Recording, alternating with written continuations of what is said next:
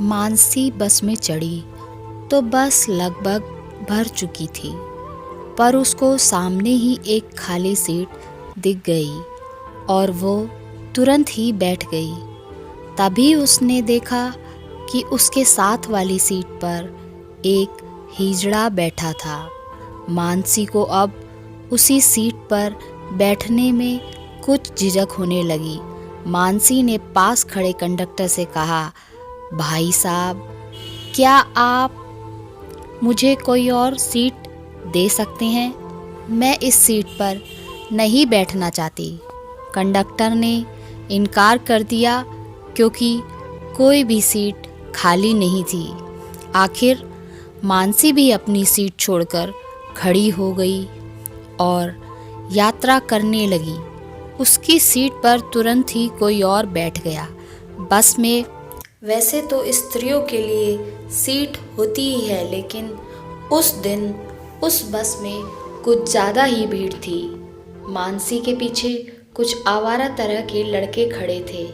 मानसी बहुत सुंदर थी और वह लड़के उस पर तरह तरह की टिप्पणियाँ करने लगे।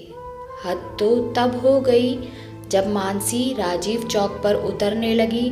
एक लड़के ने उसके सीने पर हाथ रख दिया और उसके शरीर पर पीछे से बहुत ही अभद्र ढंग से सट गया। मानसी से सहन नहीं हुआ और वह चिल्लाई, बदतमीज। कहने के साथ ही उसने उस लड़के के गाल पर एक थप्पड़ जड़ दिया।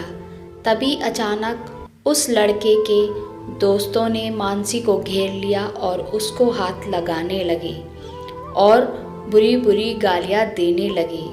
एक ने कहा, क्यों मैडम, ज़्यादा मर्दानगी का शौक चढ़ गया है क्या? उस लड़के ने मानसी का हाथ थामने की कोशिश की।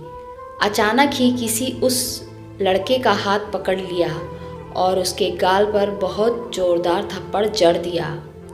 जब मानसी ने पीछे मुड़कर देखा तो वह हैरान रह गई, क्योंकि उसको बचाने वाला वो हिजड़ा ही था जिसके साथ वो बैठना नहीं चाहती थी। जिसके साथ वाली सीट पर बैठने में मानसी को झिझक हो रही थी।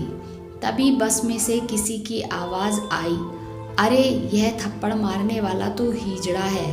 तब तक मानसी चुप खड़ी थी, पर उन शब्दों को सुनकर उसको ना जाने कहाँ से हिम्मत आ गई। उसने हिजड़े का हाथ थाम लिया और चिल्लाकर कहा, हिजड़ा ये नहीं है, बल्कि तुम सब लोग हो। तुम सब लोग अब तक बैठे थे, ये तमाशा देख रहे थे। शायद अगर वो लड़के मुझे कुछ और देर तक परेशान करते तो तुम में से बहुत से लोग शायद वीडियो भी बनाने लग जाते। तुम लोग ही सही मायने में हिजड़े हो, क्योंकि कोई भी मुझे बचाने नहीं आया। सभी लोगों की नज़रें नीची हो गई और सब ने ही मुंह फेर लिए। मानसी और वो हिजड़ा नीचे उतर गए और बस आगे बढ़ गई। तभी अचानक उसे हिजड़े ने मानसी से कहा, अगर बुरा ना मानो तो मैं तुमको घर तक पहुंचा देता हूँ। मानसी की आंखों से आंसू गिरने लगे। उसने आगे बढ़कर उस हिजड़े के दोनों हाथ पकड़ लिए और बोली, तुम बहुत अच्छे इंसान हो। तुम मेरे भाई और बड़ी बहन दोनों ही हो। तुम्हारा शुक्रिया। जाते जाते उसने हिजड़े ने मुस्कुराकर कहा, बहन, सारे जीवन गालियाँ सुनी हैं, लोगों ने मजाक उड़ाया है, पर आज पहली बार किसी ने भाई या बहन कहा है। जीती रहो, खुश रहो। उस हिजड़े की आंखें भी नम हो गई थी। वह धीरे धीरे मानसी से दूर जाने लगा और मानसी खड़ी खड़ी उसको दूर जाती देखती रही। दोस्तों, यह थी हमारी आज की कहानी।